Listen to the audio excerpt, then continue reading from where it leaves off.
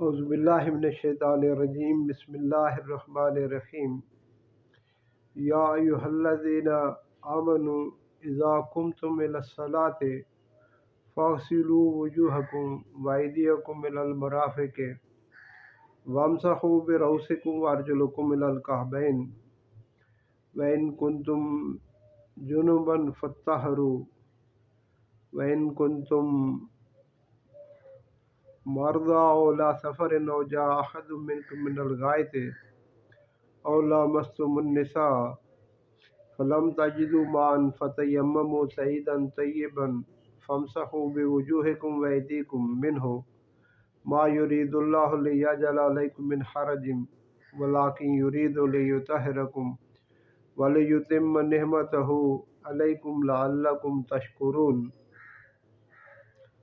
اے ایمان والو، جب تم نماز کے لیے اٹھو تو اپنے منہ کو اور اپنے ہاتھوں کو کونیوں سمیت دھو لو، اپنے سروں کا مسح کرو اور اپنے پاؤں کو ٹخنوں سمیت دھو لو، اور اگر تم جنابت کی حالت میں ہو تو غسل کر لو۔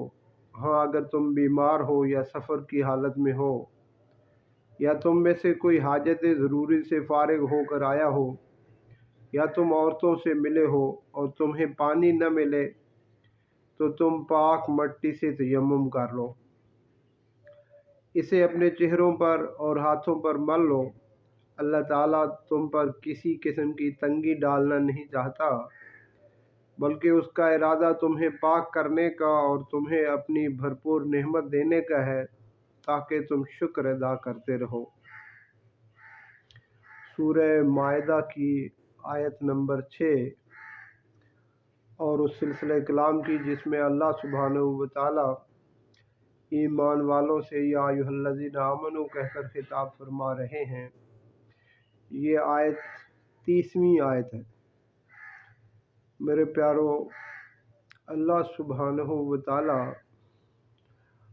مومن کے ساتھ ایک ایسا رشتہ استوار کیے ہوئے ہیں کہ بار بار مومن کی توجہ دنیا سے ہٹا کر اپنی طرف دلانا چاہتے ہیں۔ مومن کا دل ہمیشہ اللہ سبحانہ و تعالیٰ کے ساتھ جڑا رہتا ہے۔ دنیا کی مصروفیت چاہے رات ہو یا دن اسے اپنی طرف کھینچتی ہے، لیکن وہ اس سے ہٹ کر اللہ سبحانہ و تعالیٰ کے ساتھ جڑا رہتا ہے۔ اللہ سبحانہ و تعالیٰ نے نماز کے لیے خاص طور پر یہ ضروری قرار دیا ہے کہ انسان کی جسمانی حالت پاک ہو۔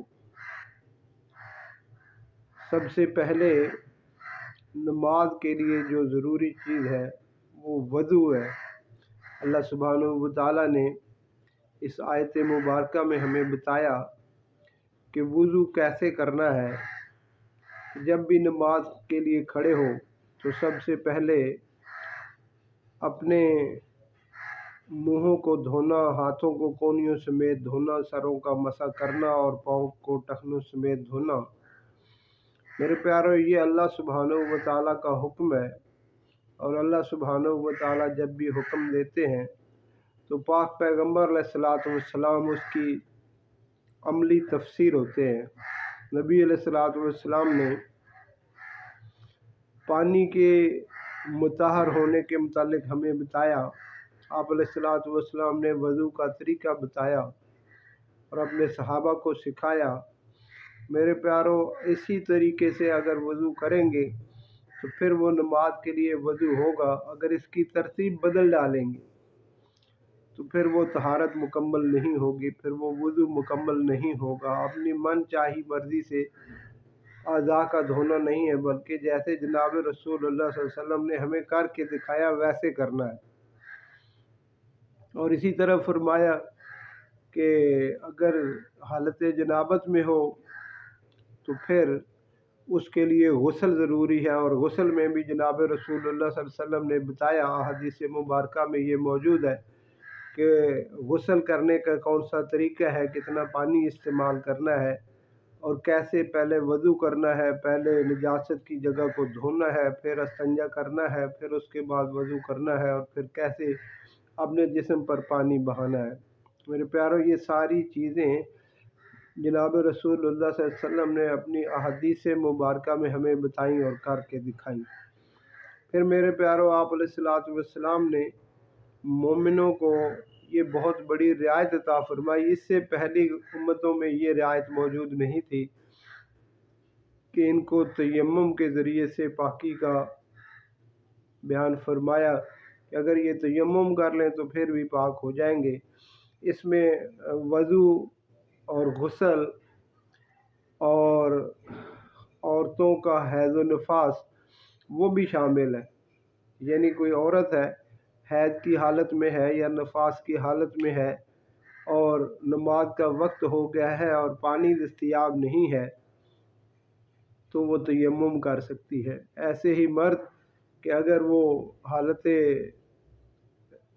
ایسی حالت میں ہے کہ ان کو غسل کی ضرورت ہے یا وضو کی ضرورت ہے تو وہ بھی پاک مٹی سے تیمم کر سکتے ہیں۔ اللہ سبحانہ و تعالیٰ نے اس کا طریقہ بتا دیا کہ اس کا طریقہ کیسے ہے۔ جناب رسول اللہ صلی اللہ علیہ وسلم نے اپنے ہاتھوں سے یہ کر کے دکھا دیا تاکہ امت کو یہ مشقت نہ رہے کہ اسے نماز پڑھنا ہو اور وہ پانی دستیاب نہ ہونے کی وجہ سے نہ پڑھ سکے۔ میرے پیارو، اللہ سبحانہ و تعالیٰ یہ چاہتے ہیں کہ مومن کا دل جو ہے وہ اللہ سبحانہ و تعالیٰ کے ساتھ جڑا رہے، اور پاکی جو ہے وہ اللہ سبحانہ و تعالیٰ کے حکموں کو پورا کرنے میں ہے۔ اگر ہم نے تیمم کیا ہے، پانی دستیاب نہیں ہے، تو ہمارے دل میں 100% اس چیز کا خیال رہنا چاہیے کہ اللہ کے حکم کے مطابق ہم نے وضو کیا ہے، تیمم کیا ہے، تو اب اللہ سبحانہ و تعالیٰ نے ہمیں اس نجاست سے پاک فرما دی ہے۔ اللہ سبحانہ و تعالیٰ کا ارادہ ہے کہ مومن جو ہے وہ میرے ساتھ ہر وقت اپنا تعلق استوار کیے رکھے۔ اللہ سبحانہ و تعالیٰ ہمیں اس طرح سے وضو کرنے کی اور غسل کرنے کی اور تیمم کرنے کی، ان ساری چیزوں سے فائدہ اٹھانے کی توفیق عطا فرمائے، اور ان سب کے ساتھ اللہ سبحانہ و تعالیٰ کے ساتھ ہم اپنے تعلق کو جوڑنے والے بن جائیں۔ آمین آمین آمین۔